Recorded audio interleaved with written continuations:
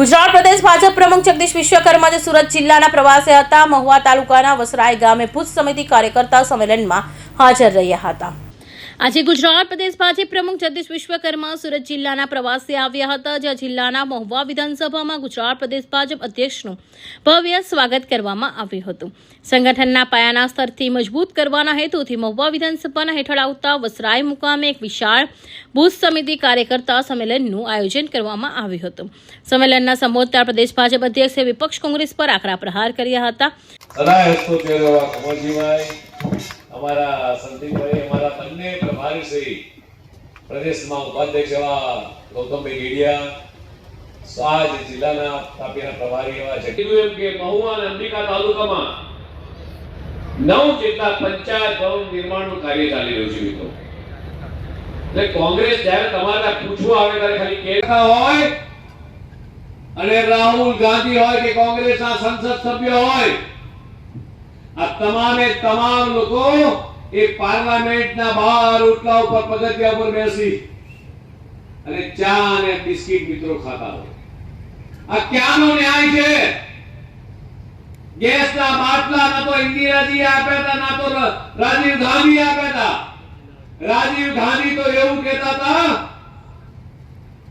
કે હું 1 રૂપિયો મોકલાવું છું, તમને 15 પૈસા મળે છે। દેશના વડાપ્રધાન નરેન્દ્ર મોદીજી કિસાન સન્માન નિધિ હોય, કોઈ પણ પ્રકારની સહાય હોય, એ સીધી મારા ખેડૂતના ખાતામાં, મારી બહેનના ખાતામાં, મારા પશુપાલકના ખાતામાં સીધી જમા થાય છે। આ આખો સહકારિતાનો જિલ્લો છે।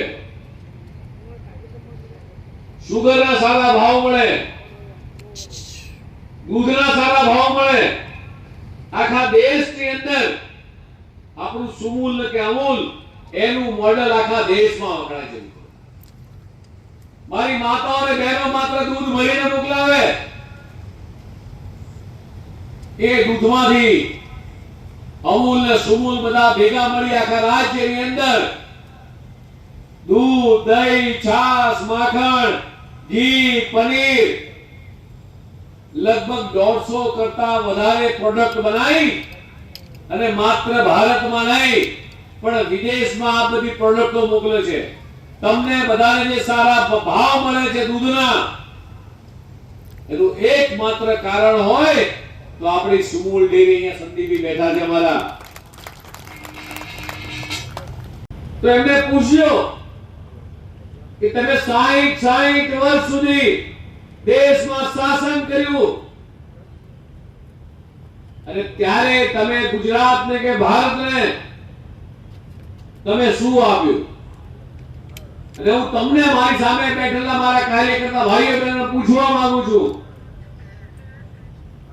કે દેશના યશસ્વી પ્રધાનમંત્રી માનનીય મોદી સાહેબ ગુજરાતના મુખ્યમંત્રી ત્યારથી લઈ અને ત્યારે દેશના પ્રધાનમંત્રી બન્યા છે ત્યારે એ આપણને લોકોને શું આપ્યું છે મિત્રો? મારે તમારી અંદર પૂછવું છે કે આપણને શું શું આપ્યું છે? જ્યારે સાંજે 6 વાગે આખા ગુજરાતમાં અંધારપટ થઈ જતો હતો, 24 કલાક વીજળી કોણે આપી? ભાજપ સરકારે। 24 કલાક વીજળી કોણે આપી? ખેડૂતોને સાચા અર્થમાં સન્માન એટલે ખેડૂત કિસાન સન્માન નિધિ કોણે આપી? ભાજપ સરકાર। ઘેર ઘેર શૌચાલય કોણે બનાયા? ભાજપ સરકાર। જેને માથે આકાશ નીચે ધરતી, ઘર વિહોણા લોકોને ઘરના ઘર કોણે આપ્યા? ભાજપ સરકાર। ઘેર ઘેર ઉજ્જવલા યોજના અંતર્ગત એલપીજી સિલિન્ડર કોણે આપ્યા? ભાજપ સરકાર। કોઈ વ્યક્તિ ભૂખ્યો સુવે નહીં, આ ભૂખ્યાની ચિંતા કોણે કરી? ભાજપ સરકાર। કોઈ પણ વ્યક્તિ બીમાર પડે ક્યાંય લાચારી હાથ ફેલાવો ના પડે, આયુષ્માન કાર્ડ કોણે આપ્યું? ભાજપ સરકાર। બેંકની અંદર ઝીરો બેલેન્સની બેંક એકાઉન્ટ કોણે ખોલ્યા? ભાજપ સરકાર। મિત્રો આ છે ભાજપ સરકારની સિદ્ધિઓ. અને પ્રદેશ ભાજપ પ્રમુખ કોંગ્રેસને માત્ર ભ્રષ્ટાચારી અને કમિશનર ખોલવાનો પર્યાપ બની ગયો છે. સત્તામાં ન હોવા છતાં વિપક્ષે જે રીતે પ્રજાને ગુમરાહ કરી રહ્યો છે તેની તેમણે આકરી ટીકા કરી હતી.